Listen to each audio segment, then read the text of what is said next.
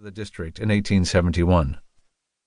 Washington, D.C., named for the capital in use since the early days of the Republic. Since 1871, there has been no official city of Washington, only the District of Columbia.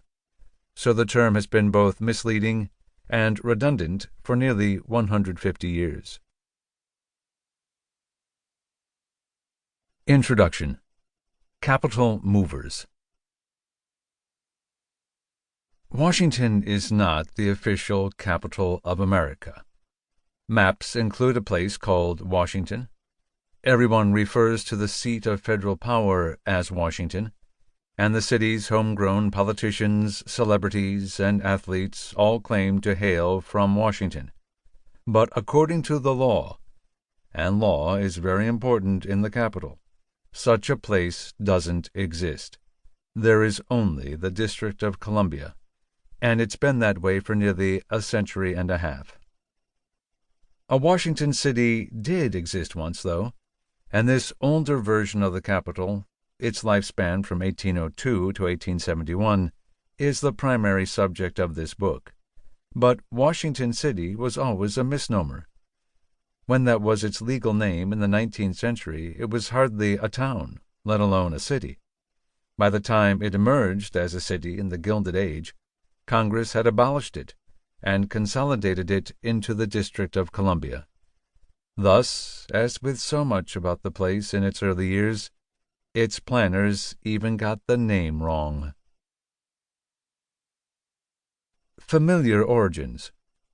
The usual story of the origin of the federal capital goes back to two key events: the Residence Act of 1790, by which Congress designated the general site for the future American capital, and Pierre L'Enfant's 1791 presentation of his survey map, which outlined the street plan of that capital. The maneuvers and machinations that led to those events form part of a convoluted tale of nation-building that historians have recounted well and often in recent years.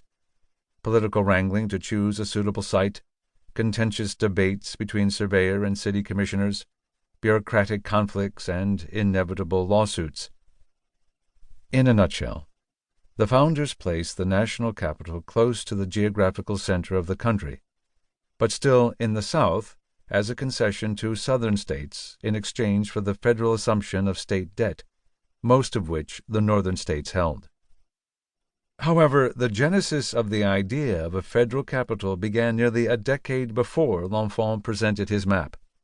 It is a tale that, if not quite the stuff of legend, at least makes for a good yarn with a decent measure of adventure and intrigue.